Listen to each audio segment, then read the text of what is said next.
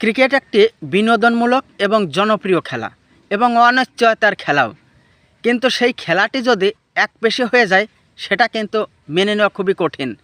আপনারা south Africa এবং ইন্ডিয়ার টেস্ট ম্যাচ দেখেছেন, যেখানে সাউথ আফ্রিকা হোয়াইট ওয়াশ করলো ইন্ডিয়ার মাটিতে এসে ইন্ডিয়াকে। আবার ওয়ানডেতে 2-1 ব্যবধানে জিতল ইন্ডিয়া। কিন্তু তার বিপরীত দেখেন টি-20 ম্যাচ। এই ম্যাচে ইন্ডিয়া 175 রানের টার্গেট দিল। ভালো কথা, ওদের যে টপ অর্ডার ছিল সে টপ অর্ডার কিন্তু ভালো খেলতে পারেনি।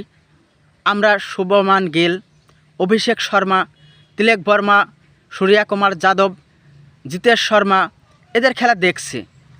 আশা ছিল সূর্য কুমার বা অভিষেক শর্মা ভালো খেলবে, কিন্তু অভিষেক শর্মা কিন্তু কালকে ব্যাটে বলে ভালো কানেক্ট করতে পারেনি, দুর্ভাগ্য। কিন্তু ওদের কুম্ফু নামটা যেন কি হার্দিক পান্ডিয়া, যে ছিল যে 29 বলে 58 রানের একটা দুর্দান্ত ইনিংস খেলে ম্যাচটাকে নিয়ে গেল 170+ রান।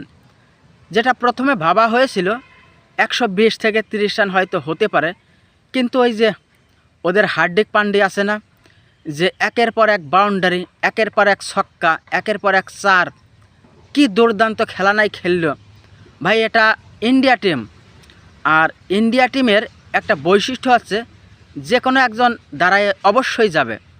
সে হার্দিক পান্ডিয়া হোক, অভিষেক শর্মা হোক, সূর্য কুমার যাদব হোক, তিলক বর্মা হোক, যে কোনো একজন খেলবেই।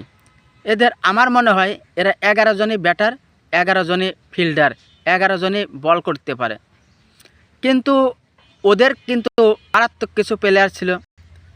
কিলার মিলার ছিল, ডিকক ছিল, মার্করাম ছিল, ব্রেভিস হেড ছিল। এরা একটা ব্যাটিং লাইন আপ, দুর্দান্ত ব্যাটিং লাইন আপ, কিন্তু সেই ব্যাটিং লাইন আপ কীভাবে ভেঙে গেল মাত্র 74 রানে, এটা কখনো ভাবা যায়? যারা টি-20 স্পেশালিস্ট, যারা টি-20 খেলে দুর্দান্ত খেলা খেলে, গত বিশ্বকাপে তারা রানার আপ, আর সেই দলটি কিনা 74 রানে অল আউট।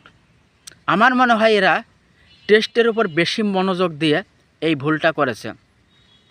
কিন্তু এরা ভাবে নেই যে এটা টেস্ট ম্যাচ না, এটা টি-20 ম্যাচ। টি-20 ম্যাচ কীভাবে খেলতে হয় সেটা হয়তো গতকাল টিম সাউথ আফ্রিকা ভুলেই গেছিল। তা আমরা আগামী ম্যাচে হয়তো ভালো কিছু দেখব। আর এত জঘন্য আফ্রিকা খেলে এটা কিন্তু আমি আগে কখনো দেখিনি।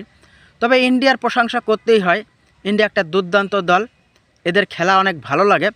যতই শত্রু থাক, ইন্ডিয়ার খেলা কিন্তু দুর্দান্ত খেলে। ধন্যবাদ টিম ইন্ডিয়াকে।